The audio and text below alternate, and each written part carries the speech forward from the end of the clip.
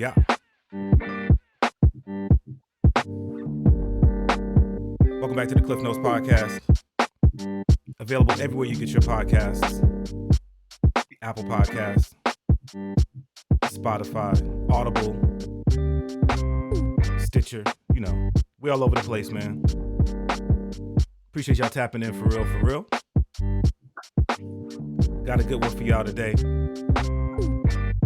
Get an opportunity to, it's always cool to be able to chop it up with folk from all over the place. And that's what we get an opportunity to do today. Chop it up with a cat who I've known for a couple years. And had him on as a guest on the radio show, the Welcome to the Neighborhood radio show. And he got a crazy story that I think is, I know a little bit of it, but it's dope to be able to dive into, you know, the deep depths of it. MC, producer, engineer, does a little bit of it all. Dope to have him live in the neighborhood. The homie Tenacity. What's good with you, man? What up? How are you? Man, look, I'm good, bro. Yo, thanks so much for doing this, man. Of course, man. So like I said, we connected a couple years ago. Shout out to the homie J57, I believe, made the initial connect. You know what I mean? Yeah. And then, like I said, had an opportunity to have you on the radio show, the Welcome to the Neighborhood radio show. The first time is when you released the project with Drugs Beats.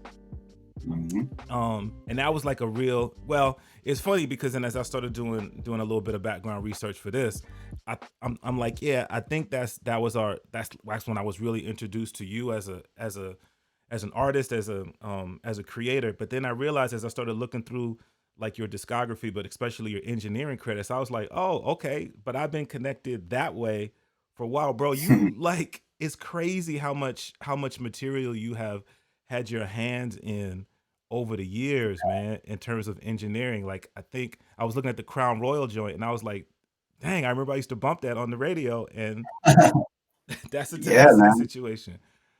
Yeah. But let's go back, man. Let's talk about you and your story.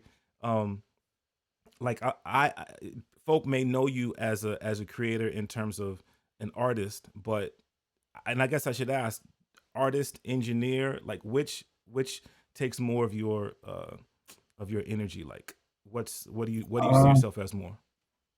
I think these days I see myself as an engineer more. Like I feel like that's something I'll be doing until my ears don't work anymore. You know what I mean? But also, an artist, I started as an artist. So like I always am an artist, you know what I mean? But I feel if I had to choose one, I would choose engineering for sure. I think it makes me happier. I think I can still express my art through that. You know what I'm saying? So yeah. That's what's up, bro. So you talked about starting off as an engineer. Like, let's talk. I mean, as an artist, let's talk a little bit more about that. So you got your start in the scene in Michigan, right? Yeah, originally from Ann Arbor, Michigan. So when I was like in high school, like 15, 16 years old, this teen center opened called the Neutral Zone. And it was basically a place for like a club for kids. You know what I mean? Like a place for high school kids to go where it wasn't drinking and there was supervised, but it also had like, dope concerts and stuff that adults were doing just on a kid level, which was really dope. And through there is where I got some of my first performances and met like some of the cats that I still work with today. Like One Below, for example, used to do shows there, and like he would let me open up for him, and that's kind of how I got my first touch of the stage. You know what I mean? Was through those teen center shows back then. That's crazy, bro. That's crazy. And then you were reading through your bio. You were part of a co-creator of a collective, right?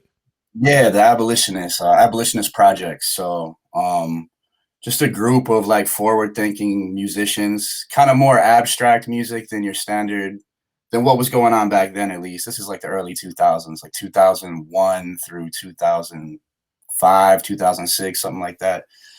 So I don't know, kind of just forward-thinking, anti-government rap. You know what I mean? But yeah, that's what I was doing heavily before I moved to California. I was strictly on that, doing shows in Detroit and Ann Arbor, and just talking mad junk about the government in my rap. That's crazy, B. So then, like you said, transition to Cali. So, but before we get to Cali, in terms of engineering, you started engineering while you were in Michigan, and for a lot of cats, I think that it can become sort of a necessity, right? Like we have people who are recording. We need somebody to run the board. Like, was that what it was for you? Was it just sort of out of necessity? It was. It really was. It was necessity, and one of my uncles was into the music industry a little bit, so it was like I had him. He saw that I was a hungry musician, so he was like trying to help me out, and he gave me like a 4-track recorder. And with having that, it was like, all right, now all I got to do is learn how to use this thing, and we can have our own songs. You know what I mean? So, and back then there was no Google or any of that, so it was just like trial and error. You know what I'm saying? Yeah, So that's what's up, but it man. was out of necessity. It was like, all right, I'm in this collective. There's like 8 or 9 of us, and we want to have tracks. So one of us has to learn how to engineer. You know what I mean? So that's pretty much what it came down to. That's crazy, and it's cool though. I think to as a throwback, because as an old head, I mean that's what it was for me, right? In terms of emceeing, that's easy. You can do that, and like way back in the day, it was you know just MC and you get somebody to beatbox and you're good. And then you have a friend who's a DJ. So you go to your friend's house and this, that, and the third. But then at some point you do want to capture that. And for a lot of us, that was a part of that journey is learning how to record. But you have now turned that into a major part of what you do. So like you said, then you moved out to California and like Yeah. really delved into, and I mean it feels like looking at your bio, it feels like that's when you really delved into even more of the engineering. Yeah, so the whole reason I moved to Cali was to go to engineering school. I went to the Los Angeles Recording School out in Hollywood on Sunset Boulevard, and that's where I was able to really like polish my skills as an engineer, kind of fill in all the gaps that I didn't know. It's like I feel that when I started going to school there, I was pretty advanced in comparison to a lot of my classmates because I had experience. I had already released a few albums that I had engineered myself, and I was a little bit older. I was 25. The rest of the kids are fresh out of high school. You know what I mean? Yeah, So I felt like that school is like the final thing I needed to like go from amateur to professional. You know what I'm saying? And yeah, I went in there as already a working amateur engineer. So I got to skip that whole thing of being like student to engineer. It's like I already was an engineer. You know what I mean? So yeah. um, but being that whole school thing, just my mentor, the dude that taught me Pro Tools, is this engineer Tony Smalios, who worked on like the Infamous album, worked on DMX records, like worked on tons of classic New York hip hop records that like he was surprised that I knew what those records were. So I feel that he kind of took a liking to me, like, oh, this dude admires my work, like, and he raps. Like, this is like my one student that could potentially be like a future me. You know what I mean? So Yeah. he kind of took me under his wing, and I would stay late after school and just be chopping it up with him, just trying to soak up as much knowledge from the OG as I could. Yeah. But yeah, that school was a 9-month program, and after that, I was just I hit the ground running. I already had a couple connects out here through Stone's Throw and like Mayor Hawthorne's from the same town that I'm from, and that's right when his career was just getting started as Mayor Hawthorne. So it was like I was kind of able to jump into that world as an engineer with Retmatic and the Beat Junkies and Stone's Throw, and just from my connections from Michigan already. That's So I was what's very up. lucky for that. Yeah. That's crazy, B. That's crazy. So then having that combination of that continued combination of engineering and emceeing, creating art, just being able to take it to the next level, obviously that I would imagine that tunes your ear a little bit more even for your own work. Would that be fair to say? Oh yeah, definitely. That's what's up. You know, working on other people's music, it's like, you're hired to do that. And I know that my music is like the most important expression of myself. So when someone hires me, especially a stranger, I feel it's a huge responsibility. Like for me, I got to make their art sound better than they made their art. You know what I Yeah. mean? So Yeah. I feel that through that, it definitely makes me a better artist, for sure.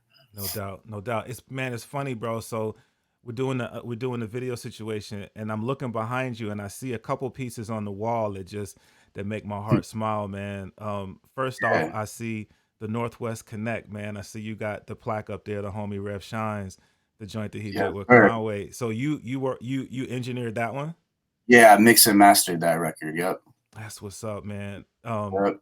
Rev Shines is a friend. I had an opportunity to do an episode of the Cliff Notes podcast with Rev Shines. If y'all haven't heard that one, highly advise you to go back and check that one out. And then the other piece that I see up there that makes me smile is the Stro Elliott joint. I don't know Yeah, man. Stro. I'm just a big fan of his. You know what I'm saying?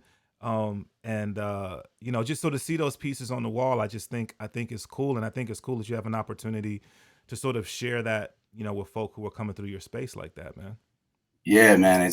I love it. It's like, it's just it's a reminder. It's always a reminder. I wish I could you could see more of the records on here, but it's like you mentioned the Crown Royal album. Like the single from that was the first record I had on the wall. Oh, So word. it's like, and that one is like right over my shoulder right here. Actually, you can see it. Oh It's just yeah, the yeah, sun. yeah. But it's like, I always look at that like, man, that's where I started in LA. And then it's, I don't know, it's like having each one of these records has a story to me. It's like I remember where I was when I worked on it. I might remember who hired me or who connected me to that job, or they all have some little piece of like my career attached to them, which is dope. And I just feel blessed to be an opportunity or to have the be in the position where people want to hire me, trust my ears to work on their music, man. It's the greatest honor. No doubt. And you know, that's the other thing I think is if people check out your website and they get an opportunity to look at your engineering credits, we see several names over and over again, which obviously just shows, and people who have released a lot of material, who are well respected in the industry. So it just shows that people do appreciate and respect your ear and what you have to offer and bring to their projects. So I think that, you know, that even speaks for itself, and just in terms of, you know, the impact that you've had on folk. You know what I mean? Thank you, man. Absolutely, absolutely. Chopping up with tenacity. So again, that balance between engineering and then continuing to be a creative as an artist. And one of the things that I so appreciated, like when I heard the project that you did with Drugs Beats, is um, like content, man. You know, like when you write and the stories that you tell and your perspective on life, um, definitely resonates with me in terms of the art that I try to use my platform to promote. Can you speak a little bit to where that comes from? Just your mindset when you are putting content out there for other people to consume. Yeah, I'd say it all goes back to my collective, the Abolitionist Projects. It's with the whole point behind that group was freeing the psychological slaves. You know what I mean? Like opening people's minds. And I feel that I've always held on to that in my music because it's the kind of music that I want to hear. Like when I listen to something, I want to hear something serious. Like I don't especially at my age now, I'm about to be 40 years old. It's like I don't have time to listen to fun music. I want to listen to serious music. Serious music is fun to me. You know what I mean? Like when you can take something super serious, like I don't know, like my song Americant on that discussions record. It's like super serious subject, but being able to like, flip it in a way that's kind of playful, but at the same time, it's like this isn't playful, this is serious. It's like that's what I love to do is making serious things be not so serious. You know what I mean? Like just explaining it in a way that's not preaching, because that's the last thing I'm trying to do. And I know that a lot of that type of content can come off as preachy. So it's like I'm very conscious of like not making it be preachy, but at the same time, it's like I don't want to waste people's time with garbage content that means nothing, meaningless content. So Yeah, yeah. I try to put a little, some knowledge in there, but also some fun.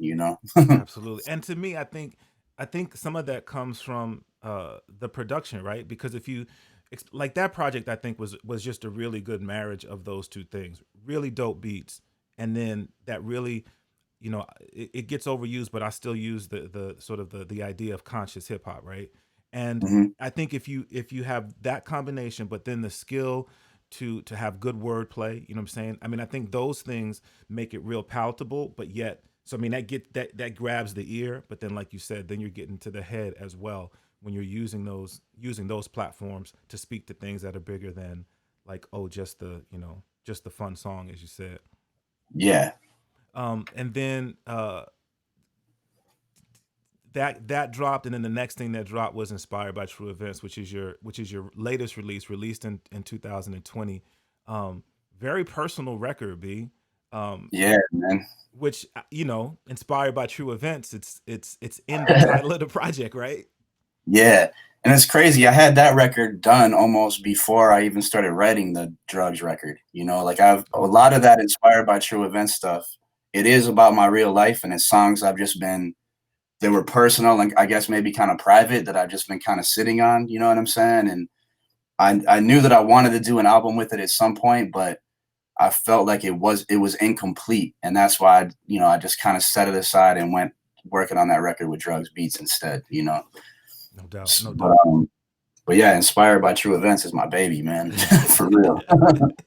The stories on there are cool, and it's funny, man, because I think a lot of people will talk about, writing their life in term whether it's in hip hop or any other genre, writing their life, and I think the way that there are many things about this project that I really dig, man. One of the things is that like you got fam on the record, which I think is always cool when I hear people who put either their kids or their parents or whatever on the record, because I think that takes that. It becomes a little bit of almost like a time capsule, right? You have that forever. Um, Yeah. and was that something you thought about wanting to do, or was it just something that happened organically? Oh, it's something like it goes back to my engineering. It's like I like to do cool engineering stuff like that all the time. And it's the fact that I live in California so far away from my family, I can't get them involved in like some of this cool stuff I do on the side, when I'm just playing around. So I was like, dang, like if I lived home, I would obviously just have my mom come to my studio and do something really dope. But I had to try to capture that in voicemail. So it was just crazy. Like those voicemails are one take. Like it wasn't like say this. Like I literally, especially the one with my mom, I was like, you're the one that named me Tenacity. I just want you to kind of talk about that. Leave a voicemail talking about how like, you know, how you feel about me pursuing my dreams and how you named me Tenacity. And then she left that like 2 minute voicemail of just gold. You know what I mean? And the one with my uncle on there is like, my song about alcoholism, which is huge in my family. Um, I caught him slipping, leaving me a drunk message one night and was like, yo, now you're on the record. You know what I'm saying? Like, this is why I wrote this song is to talk about this. And this is the perfect example of showing my listeners like, you know, how deep this runs in my family or whatever. And it's playful, I wasn't trying to do that to put him on blast. He's the homie. He approved it and everything, so it's cool. But yeah, putting my with me being so far away, I feel it's important to like for the type of artist I am to include my people from back home, whether it be my family or some of my homies or whatever. It's like I miss those dudes. I moved out here at 25 years old and restarted my whole life, and now I've been out here for 14 years almost, and it's like this is my life. But through music, I'm able to still connect to my previous life or whatever. Yeah, So yeah. And then you have some guest MCs, who people definitely recognize on the project. But like you said, I mean, these are people who who you are connected with. Like these are the homies, which has yeah, got to like feel good. yeah, like Guilty and One Below, I've known since before I even moved to Cali, and then Chino and Razkaz, I just met through house shoes. Really, like working with DJ House Shoes, you just, especially being his engineer, we'll be working on some stuff. He'll be like, "Yo, so and so is about to pull up," and then it's a bunch of rap legends in the room all of a sudden. You know what I mean? Especially when we first started working. So I was just that's the reason why I got a lot of these credits, these engineering credits, is from house shoes, having people come over and they would see the type of work we're doing. And I've always had a fair rate, as far as like the cost of my engineering. So it was, crazy just being like a younger dude and house shoes got like OGs coming over once a week. You're like, oh man. Like I had a roommate at the time, one of my homies from back home. He's like one of my childhood friends. And I mean, I can't wait to eventually get some of this dude's stories on records because he'd come home from work and be like, "Yo, is that Chino XL in our living room? Like, what's going on?" You know what I'm saying? Like, so That's crazy. you know. So did you connect with Shoes before you got to LA? So I met Shoes one time in Michigan, um, but we run in the same circle. Like we have a lot of the same homies. I think that really what it is just the age difference back then. You know, like I was too young to be in Detroit at his shows. Like when he was really doing his thing, popping out there. You know what I'm saying? Like I was 18 years old, 19 years old. I couldn't drink at the shows. I couldn't get into the shows. You know. Um, but yeah, when I moved out here, I met him at an event. It was an event that Mayor Hawthorne's crew was throwing. Crown Royal performed at it. It was during that whole Crown Royal era. You know Yeah, what I'm saying? And yeah. Shoes needed somebody to drive him to Fat Beats to get this record. And I was like, yo, I'll drive you. And then from there, it was just boom. You know, so and so. Yeah, that's the homie. Oh, wow, wow.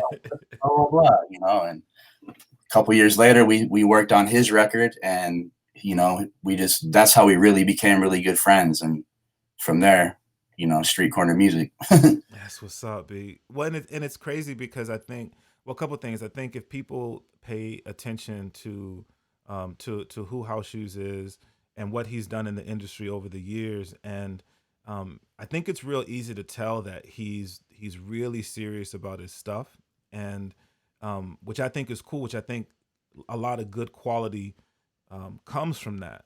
So in working with him, being an engineer uh, for Shoes, like I would assume, but you tell me, like, is there pressure that comes with that, or was there earlier and now it's like no, your skill set is at a level where there's no more pressure? Or?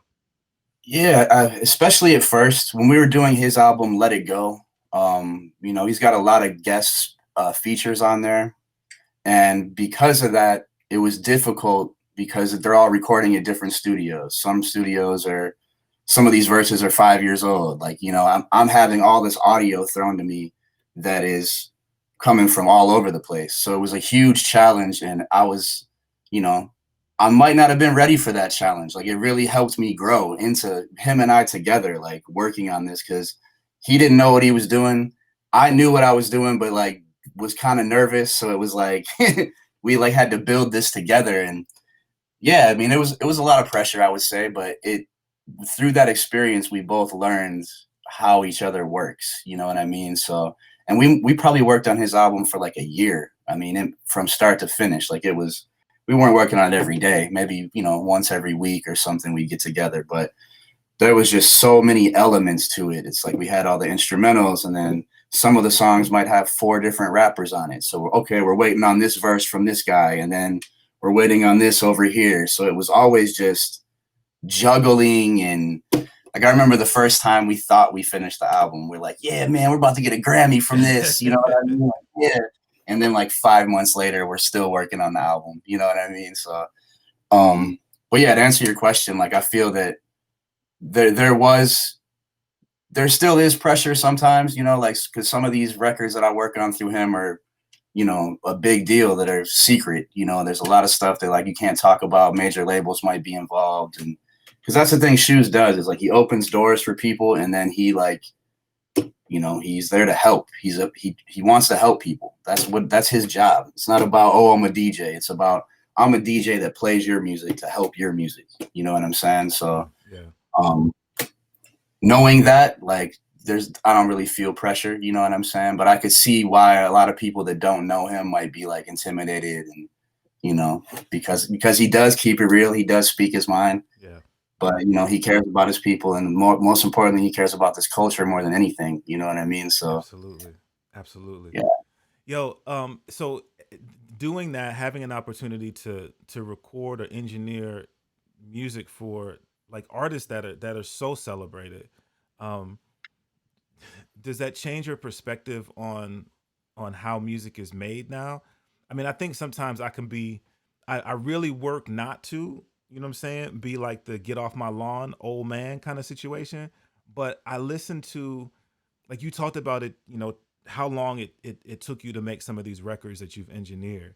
And I think that there's Mm. something to be said for that, especially in an age where, so many of us can just go in our bedroom or go to the homie spot and record a record and have it done in, 3, 4 weeks.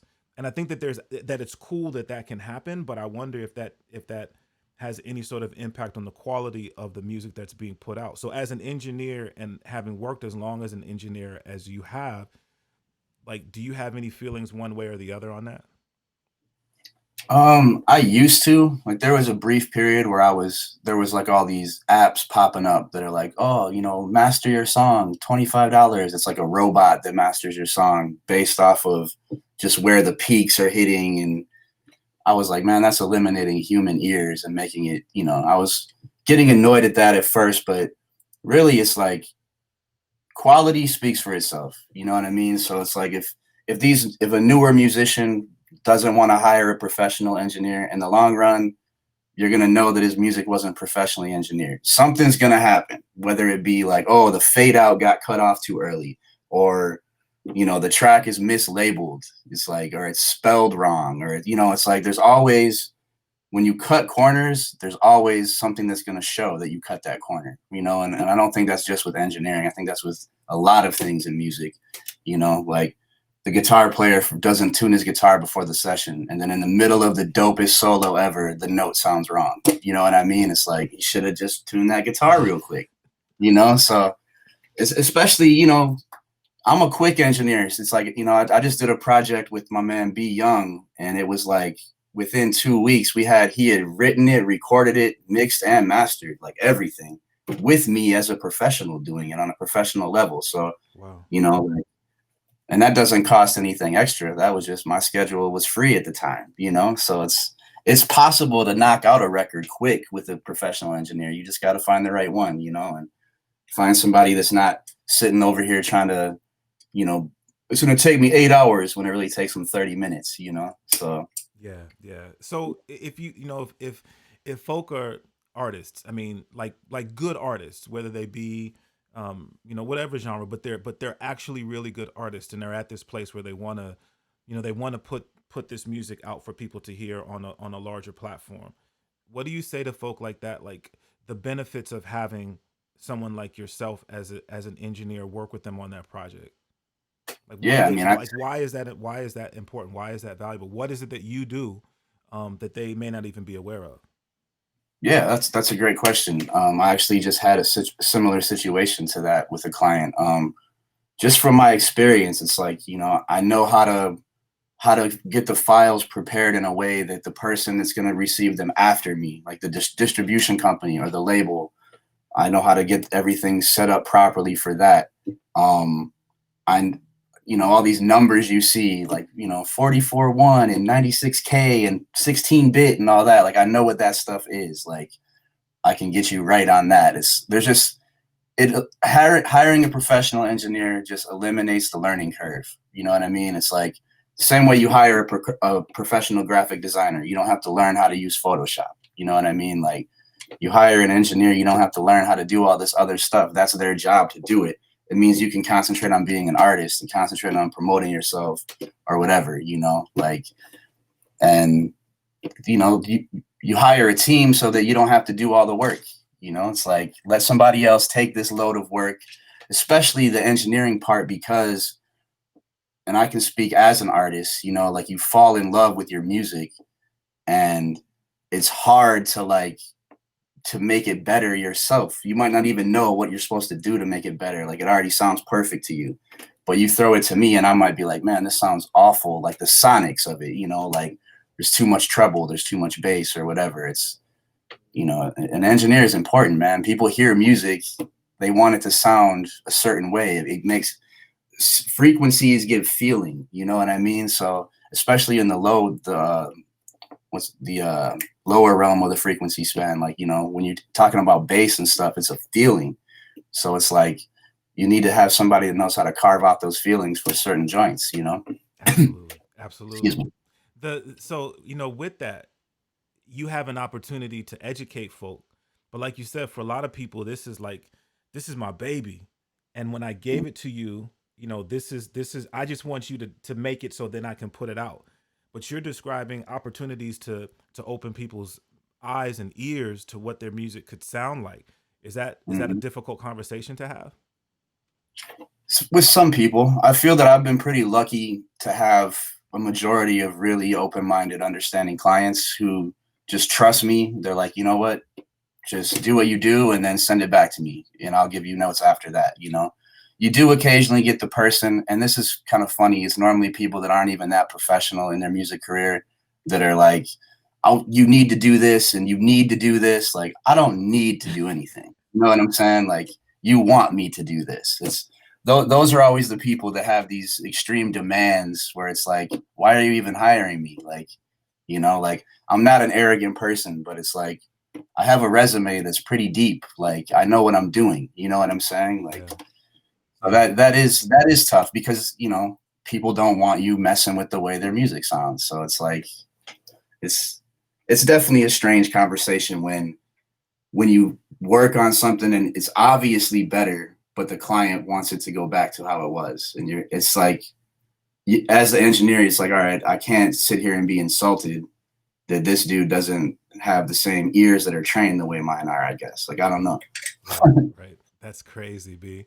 So even as long as I've had an opportunity to do what I do, there's still I still have these moments where I kind of fanboy out, like people who I am truly a fan of their work, their art, what I've seen, and then I have an opportunity to meet them, or better yet, do an interview with them, and like, and I'm at a place where I'm comfortable enough like saying that. I just did an interview with Sarak, and I was like, I am like such a fan, and I want to let you know that I'm such a fan. Okay, now let's get into this interview. So like with all of the people that you've had an opportunity to work with and connect with, like, has that even been an experience for you? And if so, is it still an experience for you, or do you just look at it differently now? Yeah, it's still an experience. And it has happened to me. Twice. The two biggest ones was Chino and Jay Electronica. Like, especially the Jay Electronica. Like, that was just crazy. Um, but yeah, like the most recent is the record right behind my head. That one. Where do I go? Oh, yeah. That's a record from Fat Beats. It's Fat Beats' 13th volume of the Baker's Dozen or something. Or no, it's called Baker's Dozen. But it has like joint from Madlib, a joint from Pete Rock, like just legends who I thought I would never get to, like, have my hands in their music. It's like, bam, I got them all on the same record. Wow. So I was definitely fanboying on that. Um, but yeah, like I said, like, shoes will pop up sometimes with some legend, and you're just like, yo, this is crazy. No doubt, Like, no that doubt. happened to me. I'll tell you the Jay Electronica story. Now that that album is released into the world, it's not such a secret anymore. So I was at the crib one day with House Shoes. We're working on the Gift Volume 5, which is like an instrumental series on Street Corner Music. And he's like, yo, it's one of the homies about to come through. I'm not about to tell you who it is. And I was like, you got to tell me who it is. Like, what? Come on, bro. And he's like, nah, I'm not going to tell you. And I'm like, all right. So we're chilling. Knock on the door. It's Jay Electronica. I'm like, oh man, this is crazy. This is like 2013. So this is like the height of Jay being missing. You know what I'm saying? Like, where is this dude? What's he up to? He's such a mystery, man. And yeah, so he comes in the crib, we're kicking it or whatever. Immediately, this dude throws me $120. And I'm like, what is this for? And he's like, just for having me over. Like, please, no pictures or anything. Like, he was dating the Rothschild lady at the time. So he's like, please don't talk about me being over here. Like, this is just honestly like for the hospitality and for y'all keeping me low key or whatever. I'm like, Right. cool, no worries, whatever, cool.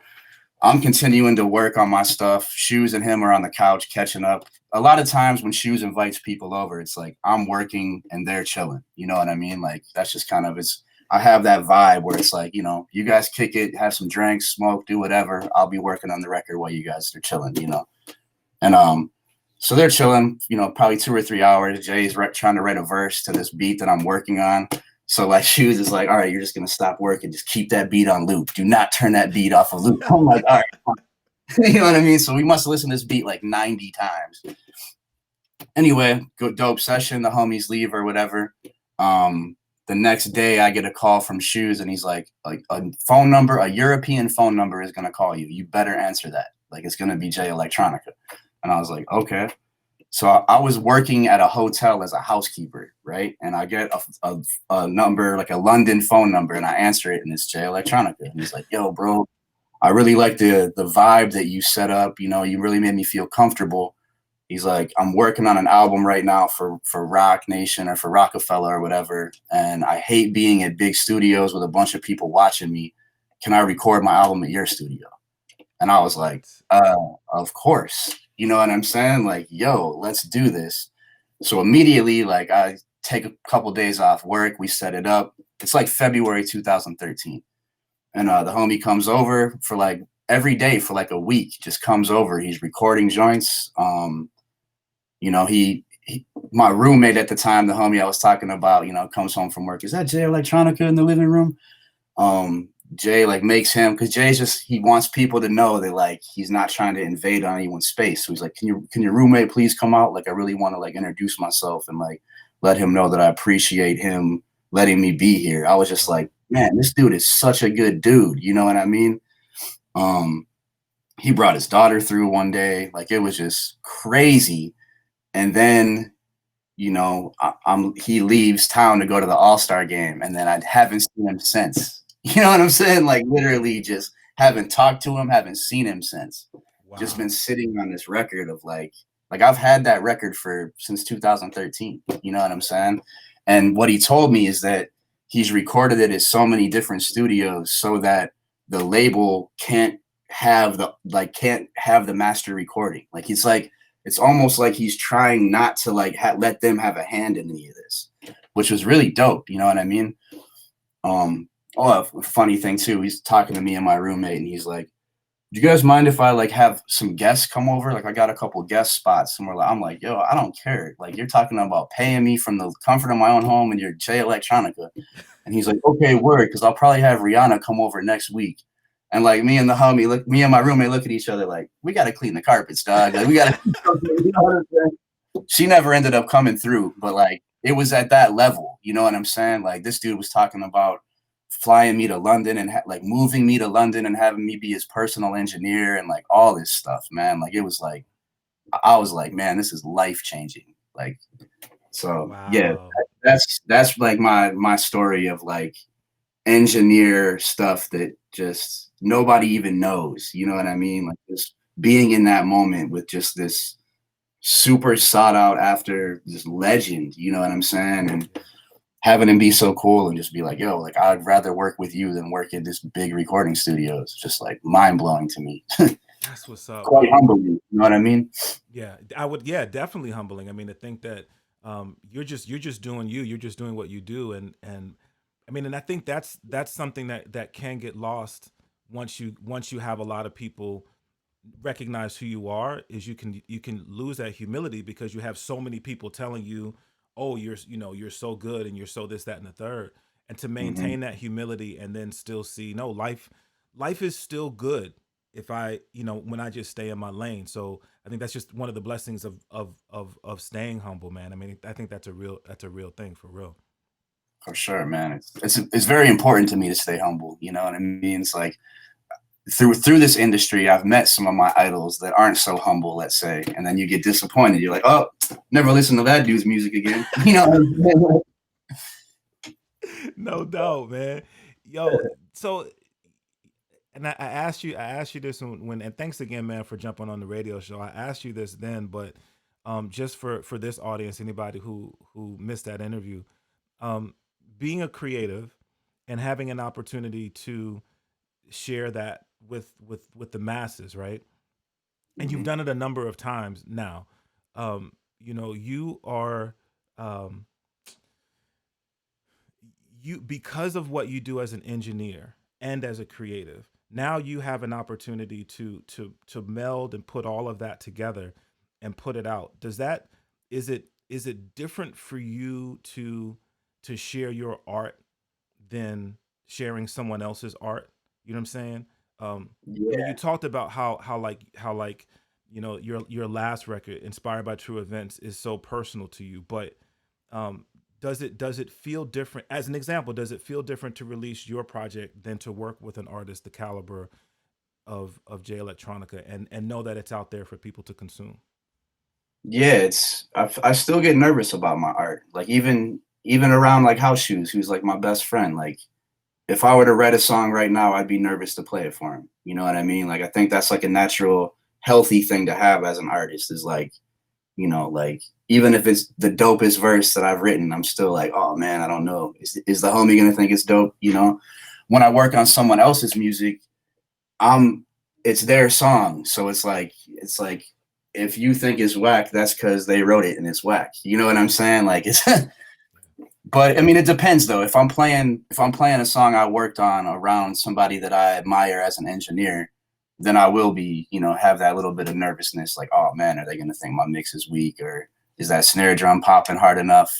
So Yeah, yeah. but I do think I get more shy with my actual art than with other people's songs for sure. No doubt, no doubt. So oftentimes when when I talk to people, especially when we're talking about a record that they've recently released, there is that um yeah, I released that one, or I wrote it a while ago, and I'm already working on the next. Is that the case? Are you there? Are you already thinking about the next piece of art that you want to create of your own to put out? Like, where are you in your creative space right now? Yeah, I have a record probably like I'll just say halfway to be safe. Like probably like halfway done. It's actually a lot different than anything I've released recently. It's more the beats are more like theatrical, I guess, like less boom bappy. The producer is he's a sound designer, so it's a lot of like the beats sound like movie trailer music, kind of. You know what I mean? If that makes sense. That's kind of the I don't really know how to explain it other than that. Okay. Um, but we've got probably like 10 joints for that. I think I want to do like 24 and then narrow it down to like 12. You know what I mean? Yeah. Um, but yeah, we're about halfway done with that. And then I want to start on another like, straight boom bap record, but I just feel that the beats, I don't have the beats that I want for it yet. So I got to go on like a round of hunting for beats, which for me, that's going to take me like 6 months. You know what I mean? I'm so particular about my sound, and the producers that I really want to work with are homies of mine and they're super busy. And I'm not gonna, I don't want to intrude on their business by taking away their creativity from their own stuff for my stuff. You know what I mean? Yeah. But when I find out that they're not busy anymore, I'm coming. So No doubt. Well, I know a couple of people, man, that I could try to send your way. People who I think you might sound people I think you'd sound dope over. So we can have that I'm very conversation open, later. man. I'm super open to that. Like I definitely want to work with more people and just expand myself. Expand my creativity. So That's what's up, man. Um, so the where you are now, in the creative process, with the way that you write, the things that we talked about, the way that you share your art, the way that you share your thought process in 2020, and everything that's happened in 2020, from the coronavirus to the social unrest to American politics. What sort of influence has that had on your creative process? And can we expect to see that come out in what you're writing right now? yeah, I mean, it's like every song is about one of those topics. It's like I got my racism song, I got my government song, I got my quarantine song.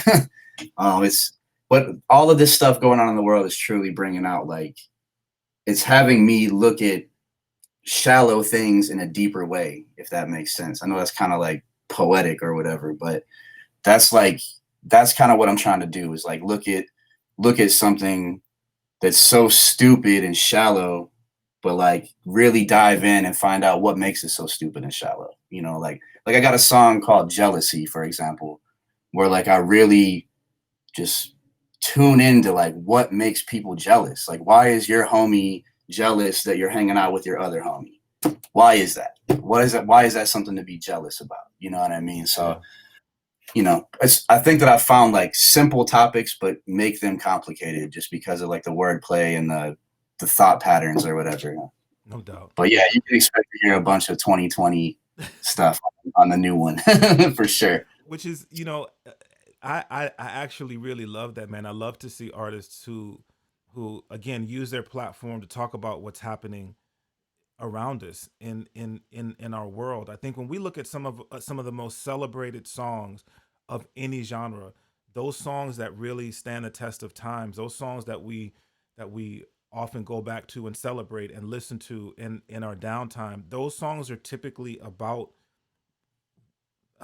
more than just let's have a good time. I mean, they speak to they speak to change oftentimes. And so again, bro, like with the stuff that I've heard from you, it's definitely one of the things that I truly appreciate. Um, so I did the radio show last night. We're recording this on a Sunday. I did Welcome to the Neighborhood last night, and in the set, man, I played Imagine from your joint, Inspired by True Events, and you talked about it on the radio show, man. But once again, in case people missed that conversation, I love that song so much because it gives such an amazing perspective on perspective in terms of how we're moving through life and how we see life, and oftentimes how we miss celebrating and just appreciating what we have. So for anybody who hasn't heard the record yet, who anybody who hasn't heard Imagine, can you speak to what the song is about, how you wrote it?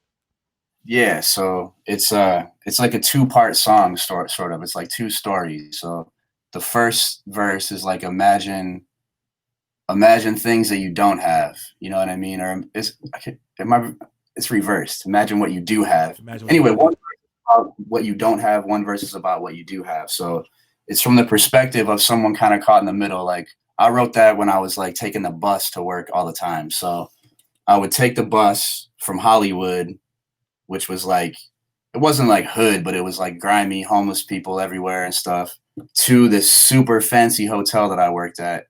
And the things I would see in between are all the things I was talking about on the verses. Like, you know, imagine not having to worry about, you know, imagine having a $5 bill last 5 days, like imagine just different things, putting myself in the shoes of all these people I'm seeing as I'm riding this bus to work every day. And like I said this on the radio show, but I'll say it again. I used to talk to this homeless dude whose name was Canada. And like, he's the true inspiration behind this song because like this dude had a regular, normal life, got locked up, went to jail for like 2 years, came out of jail, and his mom and dad had both passed by the time he had got out of jail. So he had nowhere to go, instantly became homeless. And he was like the happiest dude I would see. And it made me think like, man, imagine having what he has and like still being able to smile. You know what I mean? Like just he would always be cutting jokes and just smiling. And I'd get off the bus after having a terrible day at work, and this homeless dude would be having a better day than me. You know what I'm saying?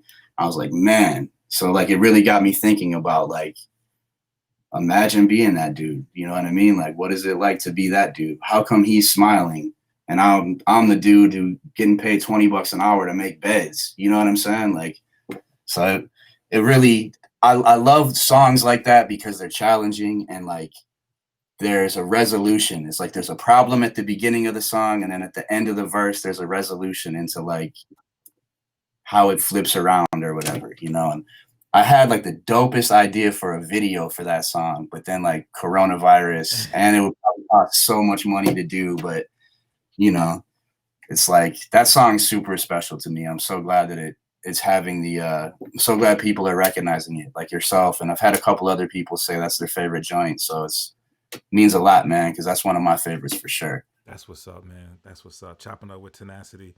Once again, your latest project is out right now, inspired by true events. One of the other things I wanted to ask you, because of what you do as an engineer and have an opportunity to have your hands and ears on so many projects, reading through your engineering credits is cool because one of the things that makes me want to do is, oh well, let me go and I want to go and listen to this artist, an artist that maybe I'm not familiar with, right? Hmm.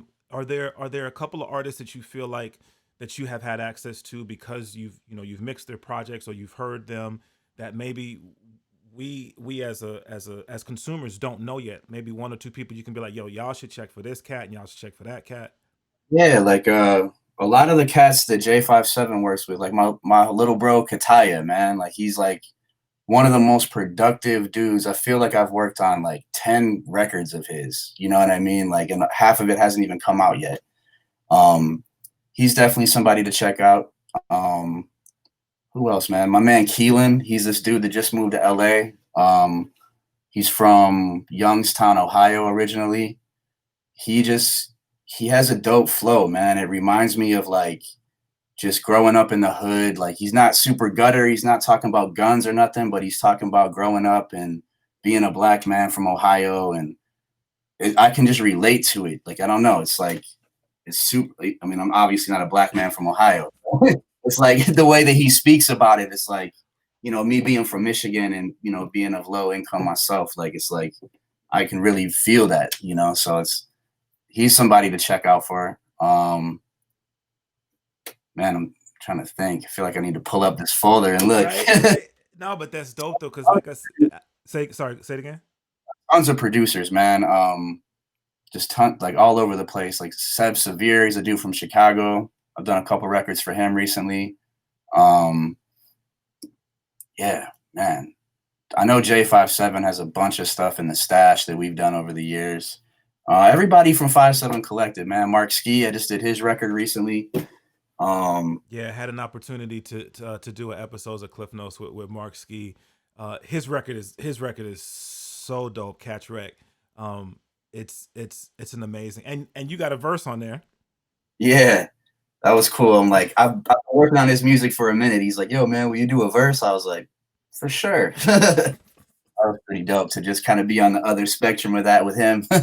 No doubt, no doubt. But yeah, man, 5-7 Collective.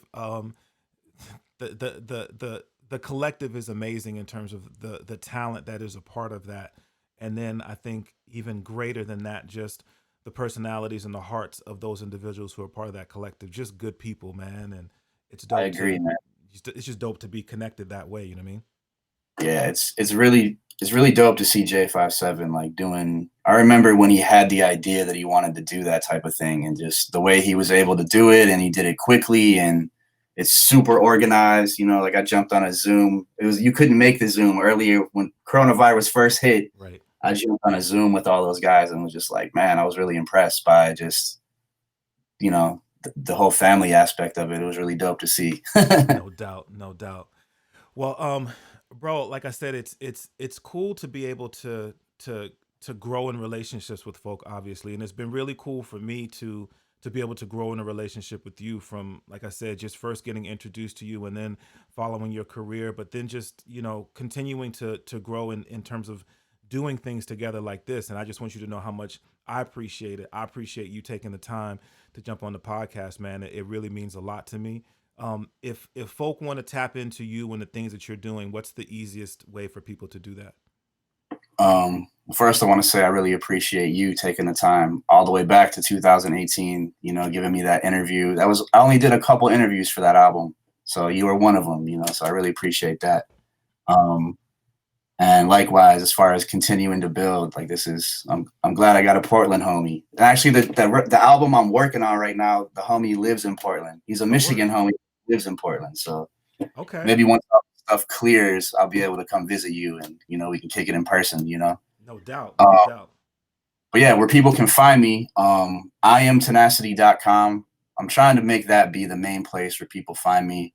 Um, Social media is cool. It's at Tenacity Music on Twitter and Instagram, but I'm really trying to push the website. That's where you can see all my engineering stuff. I'm going to be launching a new site. It's going to be the same content, just a new design at the top of the year. So that's iamtenacity.com or at Tenacity Music on social. That's what's up, man. And yeah, I think it would be dope for people to go and check it out just to see your production credits, and not even on some like, oh, like, look at all the stuff that you've done, but look at all the stuff that you've done. You know what I mean? So whether you're looking for someone to engineer your stuff, or whether you're looking to just to to build and collaborate with an MC that's dope, who's in my words, high minded in the way that he writes. Yes, definitely go check out the website because all of those credits are definitely there. Um, Bro, once again, man, thank you so much for doing this, man. I truly appreciate it, man. For real, I really appreciate it too, man. I spent so much of my time working on other people's music and talking about other people's music. It's nice to talk about mine occasionally. So I really appreciate it, especially the engineering side, which is so so secretive to so many people. Like I really enjoy sharing those stories. So if anybody got any questions or want to hear more stories, hit me up. There you go. The invitation has been issued, man. Sure. Um, Once again, man, the Cliff Notes podcast is available everywhere you listen to your podcast: Apple Podcasts, Spotify, Google Podcasts. We're on Audible, or you can check out cliffnotes.com.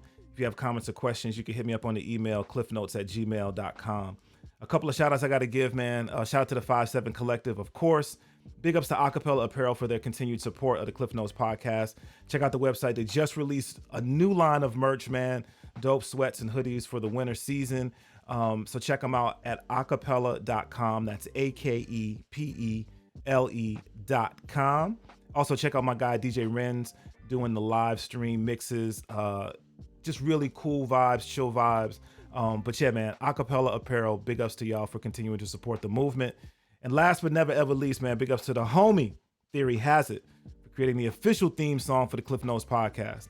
Once again, y'all, thank y'all so much for rocking with us, man. Stay connected. Be on the look for more great content from DJ Klyph Productions. If you want to contribute, man, you can check out the Patreon, DJ Klyph at Patreon, or just hit me up to say what's up, man. All right, y'all. Until we have an opportunity to do this again, y'all be blessed. Peace.